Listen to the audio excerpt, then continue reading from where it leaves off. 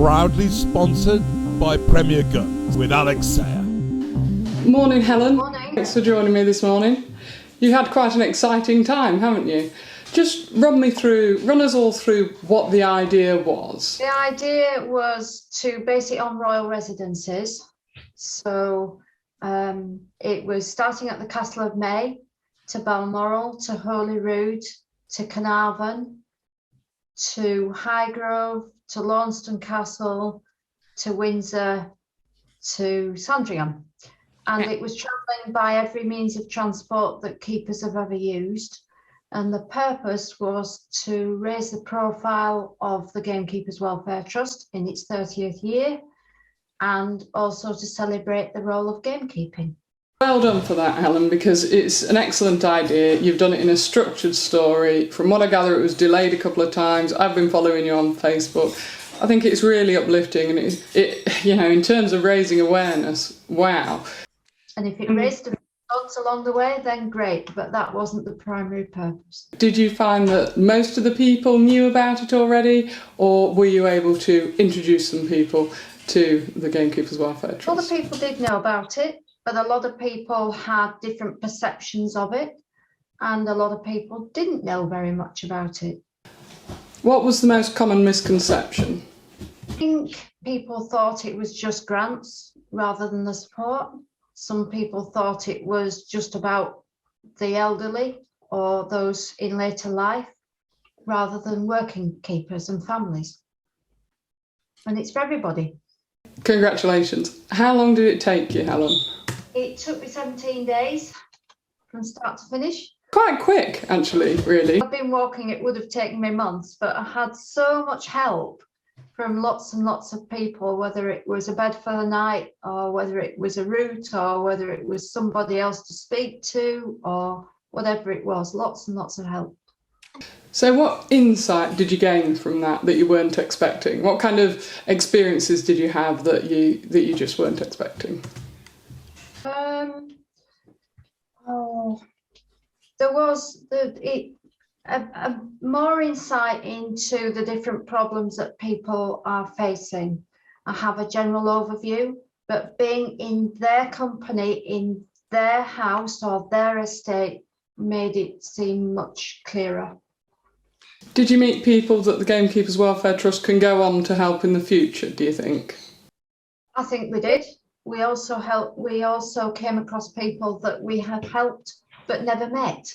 Oh, that's nice. Really lovely. Yeah, I can imagine that was very rewarding. Some visits that were planned, and some visits that we just didn't know that we'd help someone. So yeah, it was really, really lovely. Did anything go wrong on your travels, Helen? Oh yeah. Yes, there was, because we're dependent on everybody else and everybody else has got busy lives. There were people who, weren't available, and we had to sort of reroute, things like that. But, and I lost things. I'm very famous for losing things all along the way. So the whole route is littered with things that I've lost. What did you lose then? What are you missing most? One of my phones I lost just on nearly the last day, but it was an old one and it was cracked, so it's fixable. So realistically, what impact do you think your journey has had for the trust? I hope that a lot more people know about the trust and feel part of it, because the Welfare Trust is an organisation which is there for everybody. It's not a membership organisation, so you don't necessarily feel part of it until you need it. You couldn't have done better. But I just hope it worked out for you funds-wise. Just tell me a bit about that. We had some very generous donations, some very poignant, so there was £20 or a £5 note stuck in my hand, and then there were some of the Moreland groups who donated very generously, which was really, really appreciated. Have you got an overall figure that you can reveal to us today? Not yet. I've got to add it up. But yeah, it's looking positive. Is this something you'd encourage people to do in the future then? Because I've never really heard of a fundraising tour before. Yeah, I don't see why not. There has been another much more important than mine going on at the same time. Is this Charles and Camilla? No. This was Ronald Rose, and he has done something quite remarkable, and he has walked about 480 miles in the last month. 20 odd miles a day, going up to 2,500 feet or more, and he's connected the long distance walks around Scotland. And this was in memory of his friend Shaun, who took his own life in recent years. So, and he has donated to the Gamekeepers Welfare Trust, and we are enormously grateful to him. Wow. I think we owe him a pair of boots at least.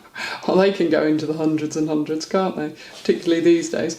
Where was your favourite place to visit then? I've got to ask you. Oh, I couldn't possibly say that, could I?